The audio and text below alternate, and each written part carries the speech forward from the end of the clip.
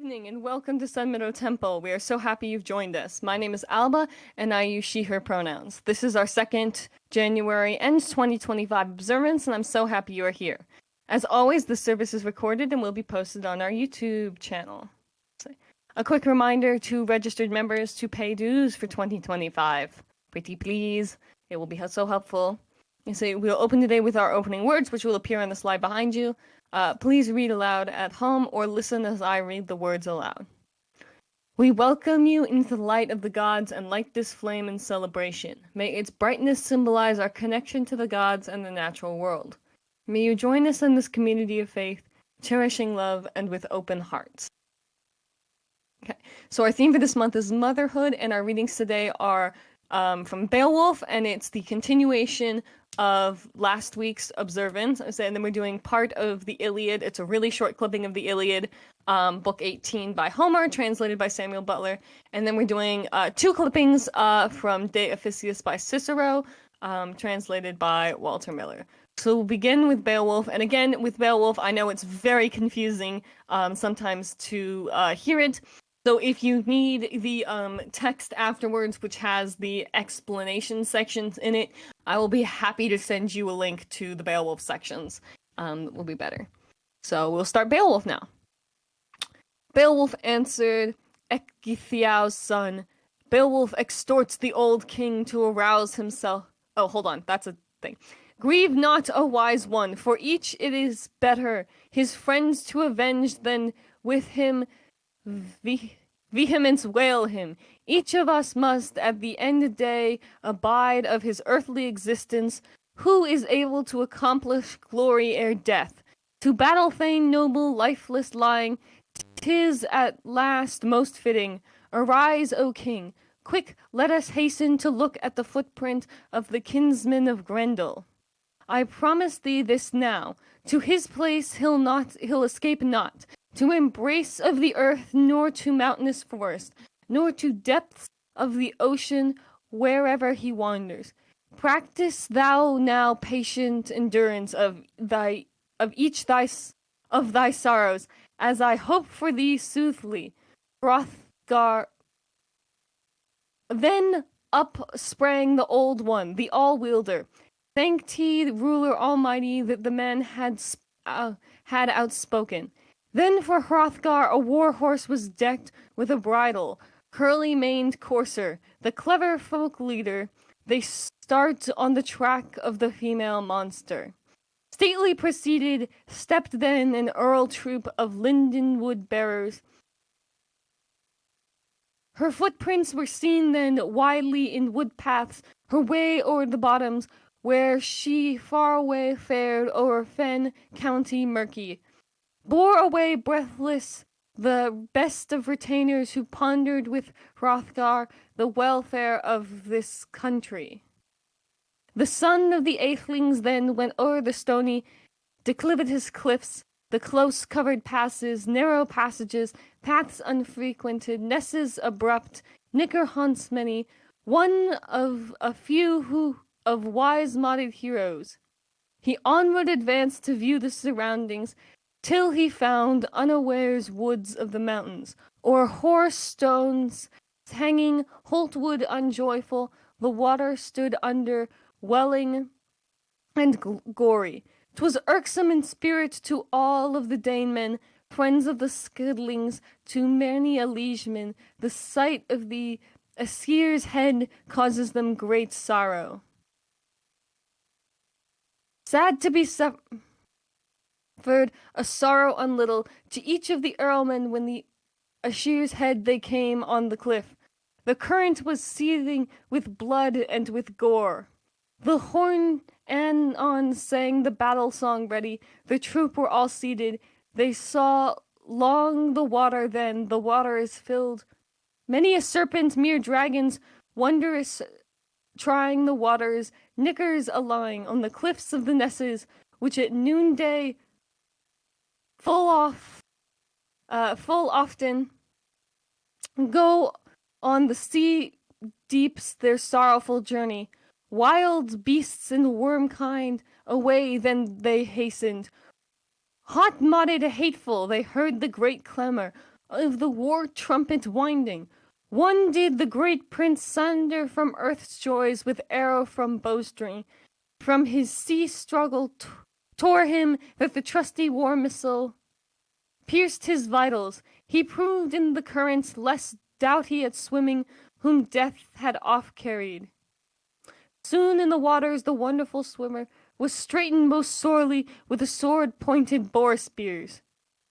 The liegeman then looked on the low-fashioned stranger. Beowulf donned then his battle equipments, cared little for life, inlaid and most ample, the hand-woven corslet which could cover his body, must the wave deeps explore, that war might be powerless to harm the great hero, and the hating one's grasp might not peril his safety. His head was protected by the light-flashing helmet that should mix the bottoms, trying the eddies, treasure emblazoned, encircled with jewels as in seasons long past. The weaponsmith worked it, wondrously made, with swine bodies fashioned it, that thenceforward no longer brand might bite it, and battle sword hurt it. And that was not least of helpers in prowess. He has Unfrith's sword, that Hrothgar spoken had lent when straitened, and the hilt-hand sword was hrunting entitled, old and most excellent among all of the treasures. Its blade was of iron, blotted with poison, hardened with gore. It failed not in battle any hero under heaven in hand, who ventured to take the terrible journeys. The battlefield sought not the earliest occasion that deeds of daring 'twas destined to accomplish. Ecglaf's kinsman minded not soothly, exulting in strength what erst he had spoken, drunken with wine, when the weapon he had lent to the sorrow hero bolder himself did not venture, neath the strife of the currents, his life to danger. To fame deeds perform, there he forfeited glory, repute for his strength. Not so with the other, when he clad in his corslet had equipped him for battle. Beowulf spake, Ecgtheow's son. Recall now, O famous kinsman of Healfdene, prince very prudent, now to part I am ready. Gold friend of Earlman, what erst we agreed on? If I fail, act as a kind liege lord to my thanes. Should I lay down my life in lending thee assistance, when my earth joys were over, thou would evermore serve me instead of a father, my faithful thanemen, my trusty retainers. Thou protect thou and care for. Fall I in battle, and Hrothgar beloved, and send Hygelac the jewels thou hast given me. Send unto Hygelac the high-valued jewels thou to me hast allotted. The lord of the Geatmen may perceive from the gold, the Earthling may see it. I should like my king to know how generous a lord I found thee to be. When he looks on the jewels that a gem-giver found, I good over measure enjoyed him well able. And the ancient heirloom Unfrith permittest thou, the fame's one to have, the heavy sword splendid, the hard-edged weapon with fronting to aid me. I shall gain me glory, or grim death shall take me. The atheling of the Geatmen uttered these words, and heroic did hasten, not any rejoinder was willing to wait for the wave current swallowed. He is a whole day reaching the bottom of the sea, the doughy in battle. Then a day's length elapsed ere he was able to see the sea at its bottom. Early she found then, who 50 of winters, the course of the currents kept in her fury, grisly and greedy, that the grim one's dominion. Some one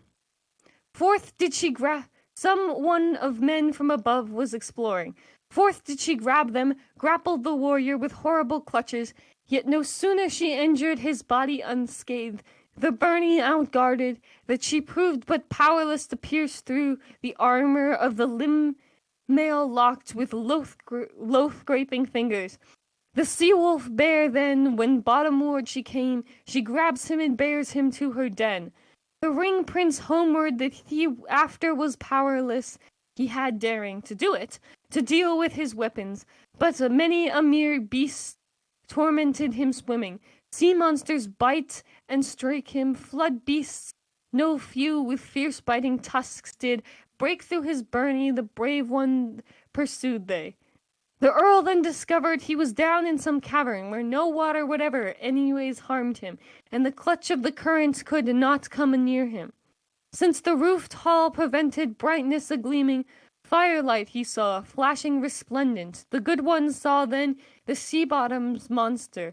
The mighty mere woman he made a great onset with weapons of battle, his hand not detested from striking.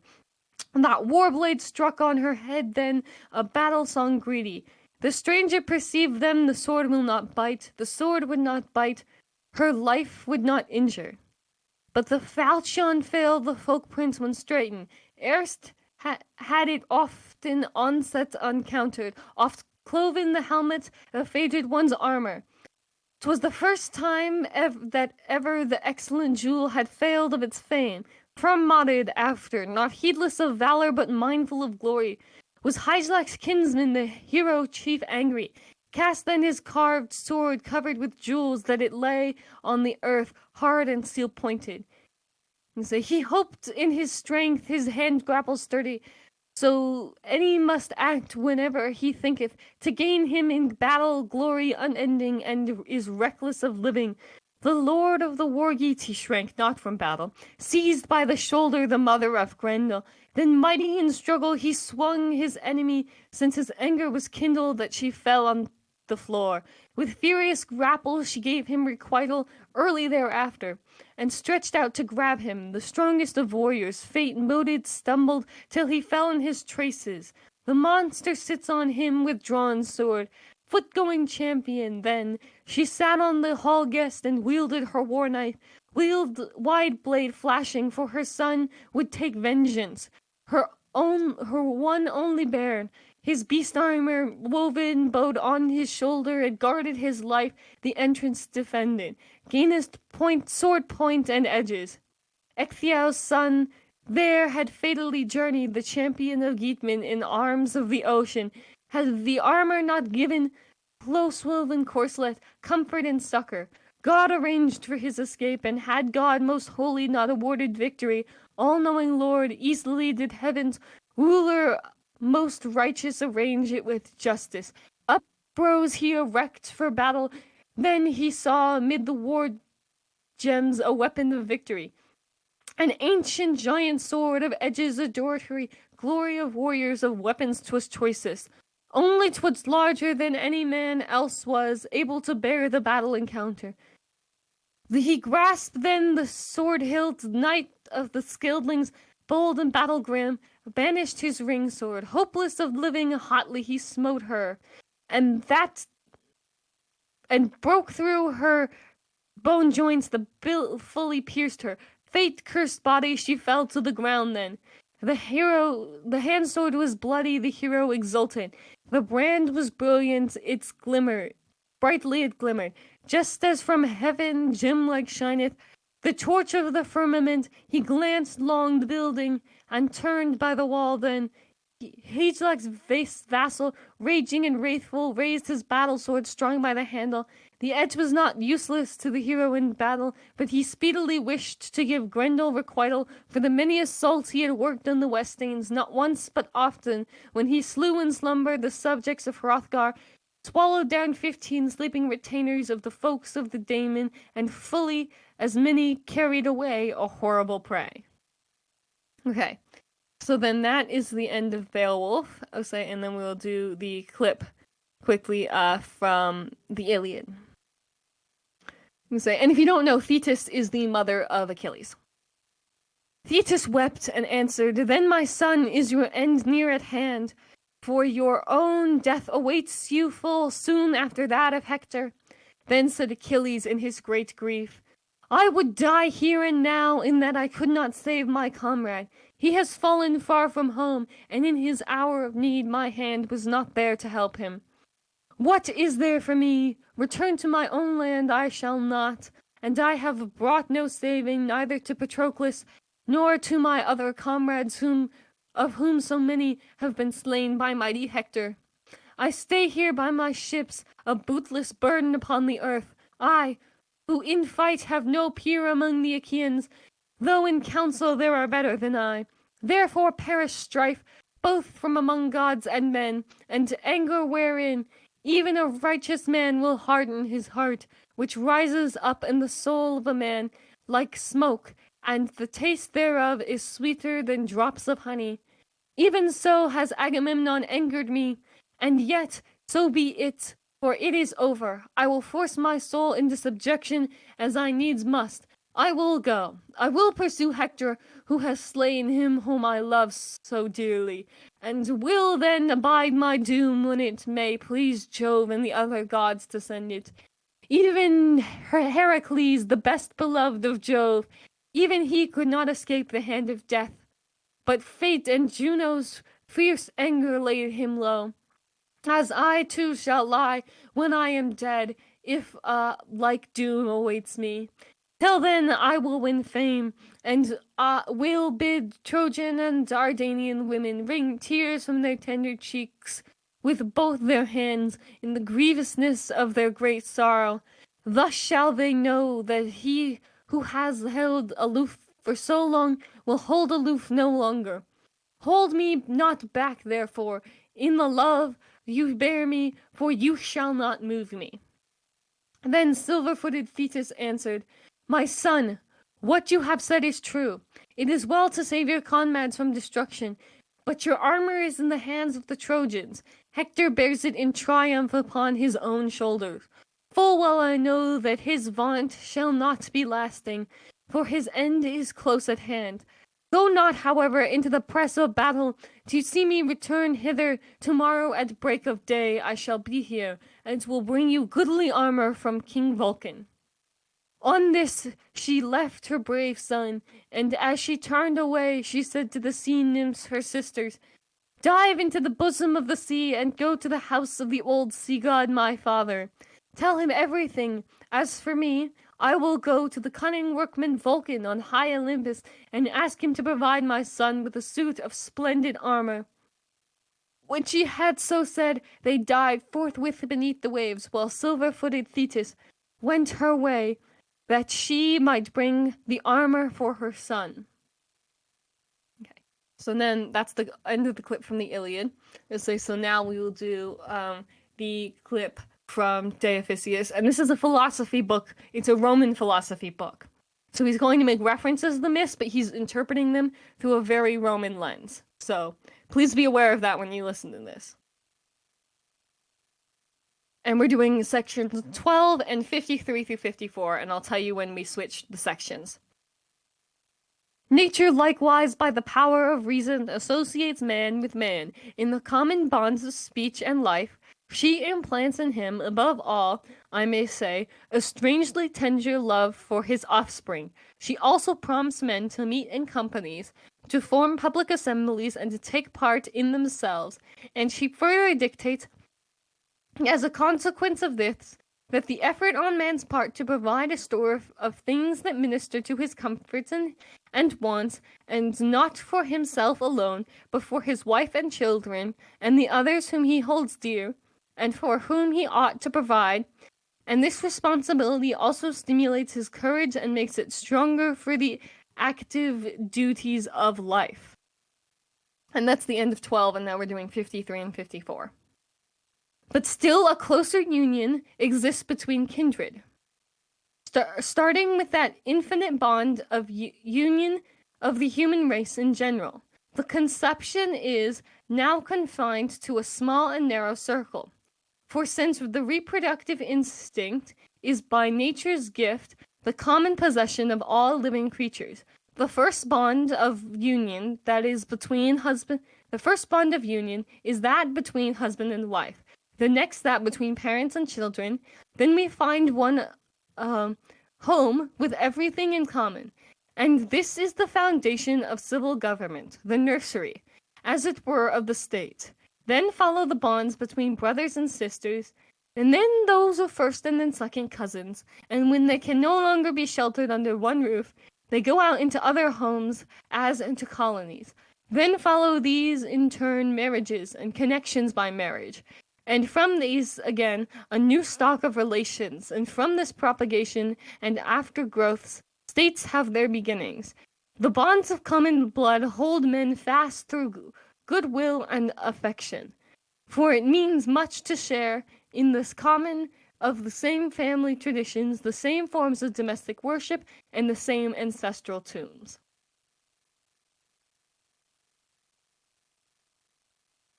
So if you remember in the previous week where we read Agamemnon and Clytemnestra, where Clytemnestra gets revenge on her husband for the death of her daughter by violently murdering her husband and his concubine. And so this week we heard about the mother of Grendel, who participates in a similar action but murders the soldiers who killed her son instead. And then we went in a very different direction with Thetis, who is mourning the choices that her son has made because she knows where they will lead to his death, but is, however, still supporting his choices, despite originally trying to stop him. And there's a whole scene with cross-dressing that's fascinating. And because she knew from the start this choice would lead to his death. As such, Thetis is different from Clytemnestra and the mother of Grendel, who did know their children's choices would lead to deaths and now seek revenge. So then we hear Cicero speak about how families are organized and the order of priority for the family members.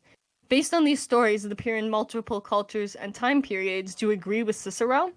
And say, why were these women consistently portrayed as getting revenge? I would say, what reason might Cicero have had for organizing this family structure in the way he does, with the bond first between husband and wife, rather than between children and their parents, which we have seen in these stories is usually how these bonds are organized. So then we will now move into the ritual portion of the observance, which is, here we go, and then I will play the video. We leave this offering for our gods to symbolize our connection and devotion. We gift this rock to symbolize the stability of the gods in our world. We gift this water to accept the flow of our lives.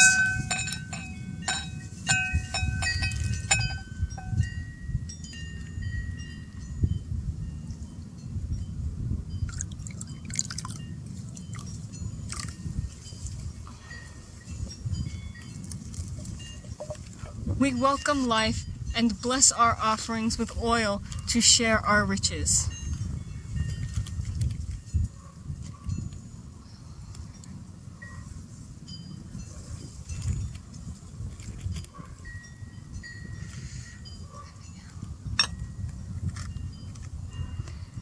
We embrace our connection to each other and the world and celebrate our revival.